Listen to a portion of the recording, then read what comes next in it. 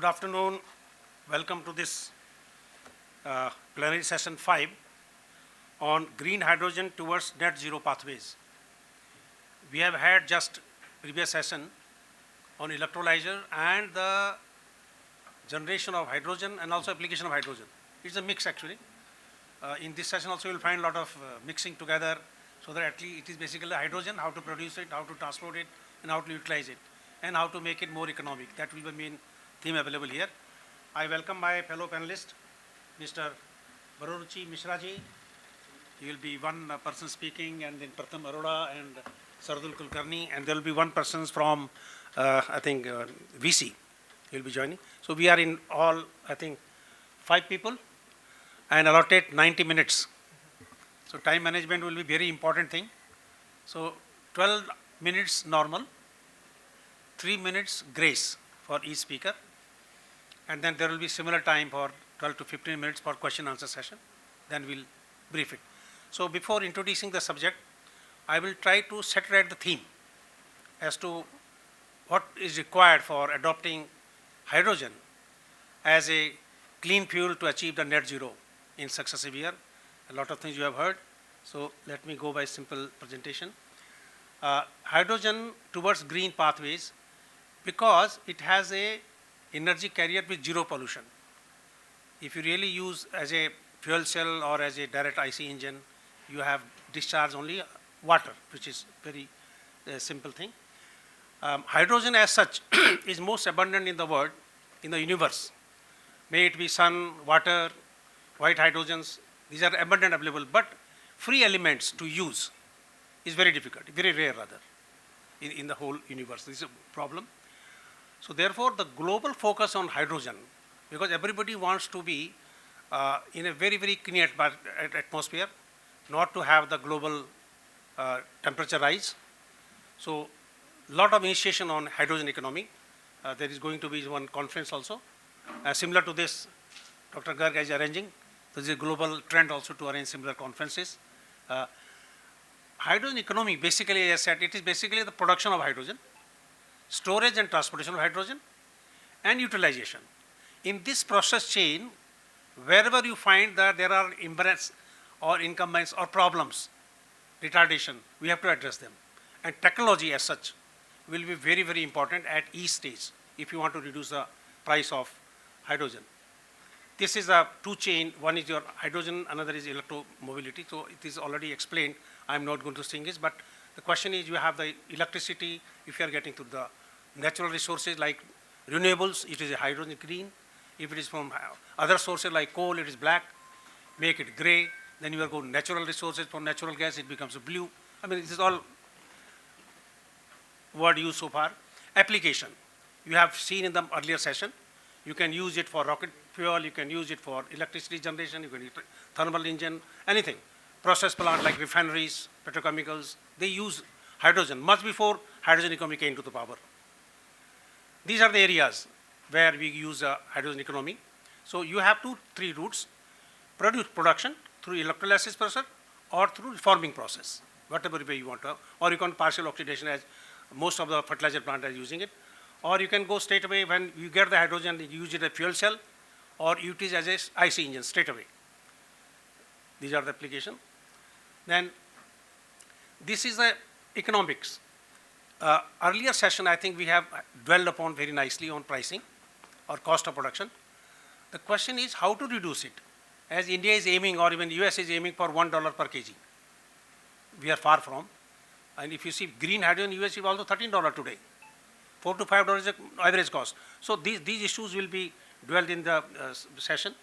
And you see, these are the prices which are also being dwelled. I'm not elaborating more, but the question is, if you really use the green, it is costly because the process is renewables, which production cost is still higher.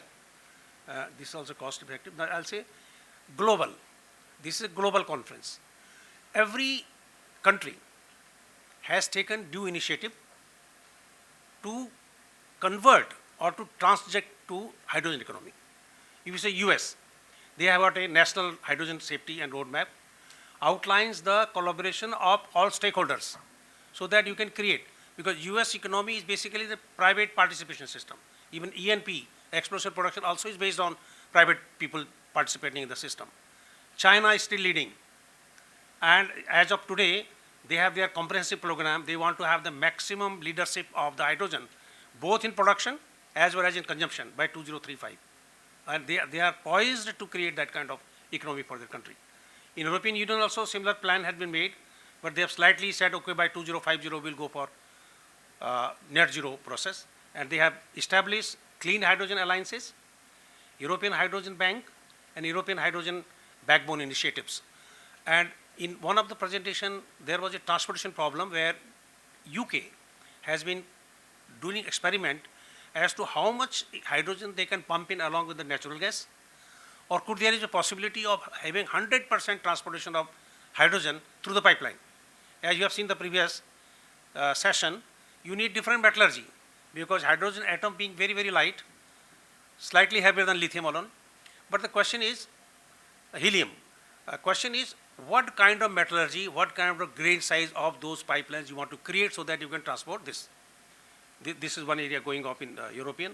Then you have Japan, of course, still leading.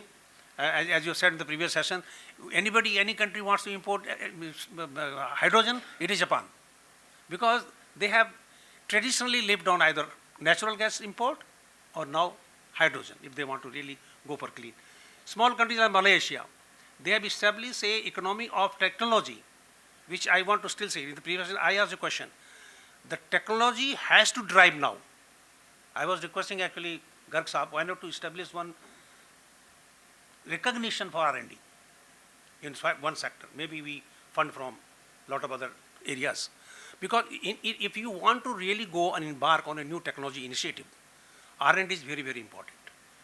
As I will be dwelling in the last line, water engine of Toyota. It is really surprising. They have produced a vehicle engine which runs on nothing but the water. Because there is an inbuilt system of electrolysis, inbuilt system of converting into higher voltage, inbuilt system of fuel cell, and they will go to bring the hybrid also, they can have IC engine or hydrogen. So my point is, until unless we have initiative on R&D, and R&D may not be very, very big R&D, actually small is big in my opinion. At any stage, in any college, any institution, any organization, you can take up this. You have to focus the problem, then focus on resolution. There are only two aspects. And today, I am telling you, there is no dearth of the funding. There are a lot of fund available. So the question is, what is lack is initiative. That's very, very important. India, as you have said last time also, very big, we have got a hydrogen mission. By 2030, we have set target that this much hydrogen will produce, and this much R&D will do, and they have also allocated the funds for this. Demand also, we have discussed, I am not going to. Now this transportation, another problem. You can transport through train in cryogenic form. You can transport through pipeline, as I said. You can have a standalone H2 pipeline, or you can have a mix with natural gas. Then you can have cylinder cascades, compressed. Since it's a very light gas, you need to compress up to 700 bar. So any hydrogen system on IC engine running will have a cylinder at 700 bar, excuse me, as against today's CNG at 230 bar. This will be, you can say, the metallurgy, the thickness, and the strength of the material which is required for transportation of hydrogen. You can have tank storage, underground storage, liquefaction, minus 253. In the last time you have seen, in the cryogenic process, wherever you want to use for any application at a low pressure, temperature, hydrogen is best fuel. In form of ammonia, if you want to have transportation easier, then have adoption of hydrogen transport sector. This is what I was talking about. Today in whole world, there are about 1.4 billion cars. It is IEA report. And 90% of those cars are running on IC engine technology. In India, you have seen yesterday in Delhi, they say 10 years old will not be allowed to fuel now.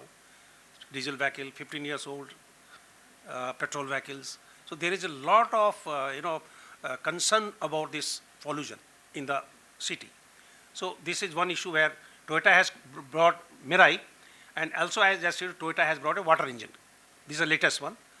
Hyundai, BMW, Mercedes, Land Rover, they are all trying for a hydrogen-based fuel cell. Now the question finally comes up, as we have our primary energy resources, normally we account for 6 kind of primary energy. We say, okay, coal, we say oil, we say natural gas, we say renewables, we say hydro, we say nuclear. Only 6 type of energy we can account for. Now I feel time has come now, we must provide a slot for hydrogen, so that it gives us actually the thinking process where we are and how we want to proceed. Maybe to student, professor, industrialist, so many, it will be a sort of drive. If you want to really go for net zero, we have to increase this portion of the basket, hydrogen. Hydrogen portion in that energy basket of India or even global, to have a sustainable margins. This is what I want to say, and we will keep open this forum to my fellow speaker now. May I request Mr. Baroruchi Mishra ji now. Your turn, sir. 12 minutes, 3 minutes grace.